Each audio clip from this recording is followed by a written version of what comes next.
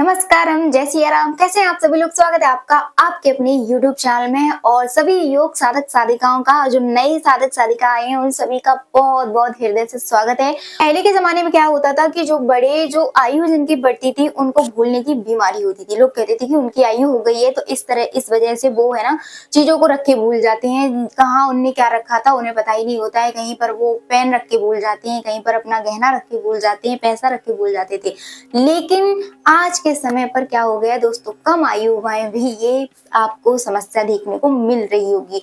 आप में से ऐसे भी कई लोग होंगे जिनको ये समस्या होगी, या उनके आसपास ऐसे कई लोग होंगे जिनको ये समस्या है। आपने ये नोटिस किया होगा। तो ये कई सारी वजह से भी होती है, जैसे कि हम ज्यादा चीजों को कंज्यूम करते हैं, जो बेकार चीजें हैं उन चीज को देखते रहते हैं, या ऐसी चीजों पर हम अपना फोकस देते हैं जिनका कोई मतलब नहीं है। ऐसी बातों पर हम अपना फोकस करते हैं जिनका कोई मतलब नहीं है। ऐसी चीजों को हम देखते हैं जिनका कोई मतलब नहीं है, और हम कुछ नहीं करते हैं, केवल हम अनहेल्दी फूड को कंज्यूम करते हैं। तो उससे भी ये बहुत ज्यादा हमारी ब्रेन के लिए बहुत ही हानिकारक है। लेकिन ये दोस्तों, यदि आप एज स्टूडेंट हैं, जब हम पढ़ाई कर रहे होते हैं, तब ये हमें अगर बीमारी हो या हमें ऐसे लक्षण देखने को मिले, तो ये बहुत ज्यादा मुश्किल हो जाता है कि उस चीज को हम कैसे निजात पाए, क्योंकि कुछ भी पढ़ा वो हम भूल गए। और आज के टाइम पर ऐसा होता है, कई सारे बच्चों को ये सारी चीजें देखने को मिलती हैं उनके अंदर, कि उन्होंने कोई चैप्टर पढ़ा है तो वो उनको याद नहीं रहता है, और वो इस तरह से सारी चीजों को भूल जाते हैं। उनके माइंड में कुछ भी स्मरण जो शक्ति है उनकी बहुत कमजोर होती है। तो आज के वीडियो में हम यही जानेंगे कि आप अपने माइंड को किस तरह से साफ कर सकते हैं, आपकी जो मस्तिष्क की जो शक्ति है उसको मजबूत कर सकते हैं। तो आइए अब हम सारी अपनी योगिक क्रियाओं को शुरू करते हैं और आपके साथ में साझा करेंगे, तो वीडियो को अंत तक जरूर देखिएगा। दोस्तों, अपनी मस्तिष्क की जो मजबूती है उसको बढ़ाने के लिए, कंप्यूटर जैसा दिमाग करने के लिए, आइए हम अपनी जो योगासन है, योगिक क्रियाएं हैं, उनको समझ लेते हैं। दोस्तों, सबसे पहले आपको मैं समझाऊंगी कि आपको करना क्या है। आपको करना है अनुलोम विलोम। अनुलोम विलोम दिखने में साधारण क्रिया लगती है आपको, क्या है कि इस सांस से मतलब श्वासों का आदान प्रदान करना है, बस हो गया। जी नहीं दोस्तों, अनुलोम विलोम जो है बहुत ही पावरफुल प्राणायाम है, और इसको करने के लिए आपको बहुत ही रिलैक्स और धैर्य के साथ में आपको एकांत में इसको करना है, जिससे कि आपकी जो माइंड की मेमोरी है, आपकी जो माइंड में जो सारी आप चीजें को बिसरा देते हैं, आप भूल जाते हैं, तो उन सब चीजों को स्टॉप करने के लिए आप इस प्राणायाम का सहारा लें। इसमें क्या होता है कि जब हम बाएं नाक से और दाएं नाक से सांसों का आदान प्रदान करते हैं, तो हमारी जो सांसों का लेवल है वो एक प्रकार से एक लेवल में आ जाता है, और हमारी जब सांसों एक उसमें चलती है लय में, तब हमारा माइंड है, जो हमारा जो मस्तिष्क है, वो स्थिर होता है। यदि अब जब आप इसको करें एकदम से बिल्कुल चेतना के साथ में करेंगे, तो आपको बहुत लाभ मिलेगा। तो आप इस तरह से सुखासन में बैठ जाएं। कोई बात नहीं है कि आप पद्मासन में, सिद्धासन में बैठें। नो, आपको जिसमें कंफर्ट फील करते हैं आप उसमें कीजिएगा। तो मैं आपको यहाँ पर अर्ध पद्मासन लगा कर के मैं बैठ गई हूँ। अब आपको क्या करना है, इसमें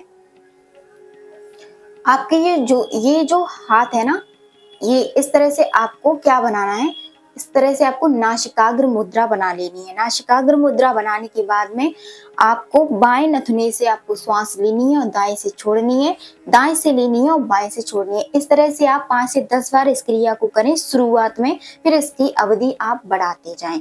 फिर बाद में आप इसमें कुंभक भी कर सकते हैं, वो बाद की बात है, लेकिन शुरुआत में आप यही करें। देखिएगा किस तरह से।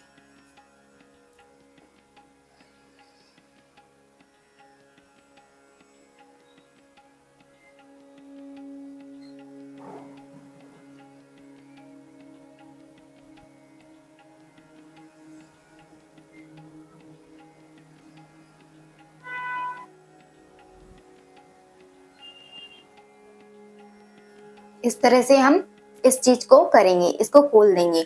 याद आपको ये रहे कि जब आपने बाएं से यदि शुरू किया है श्वास लेना, तो बाएं पर ही आपको समाप्त करना है। और बाएं से जब श्वास लिया, दाएं से छोड़ा, फिर दाएं से लिया, फिर बाएं से छोड़ा, ये एक चक्र होता है आपका। ये नहीं है कि आपने यहाँ से किया, यहाँ छोड़ दिया, एक चक्र इनकम्प्लीट माना जाएगा। यदि आप इससे करते हैं तो आपका ये बिल्कुल भी कंप्लीट नहीं माना जाएगा।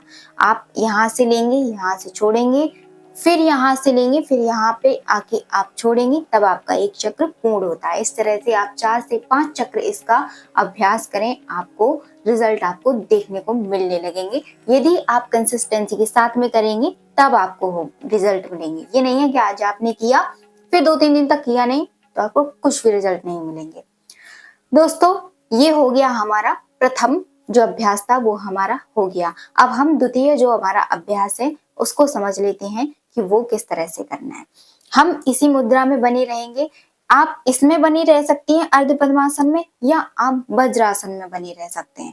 तो मैं आपसे कहूंगी आप अर्ध पद्मासन में रहेंगे तो और ज्यादा ठीक है। यदि आप वज्रासन लगाना चाहें तो वो भी देख लीजिएगा। तो इस तरह से आप वज्रासन में आ जाएंगे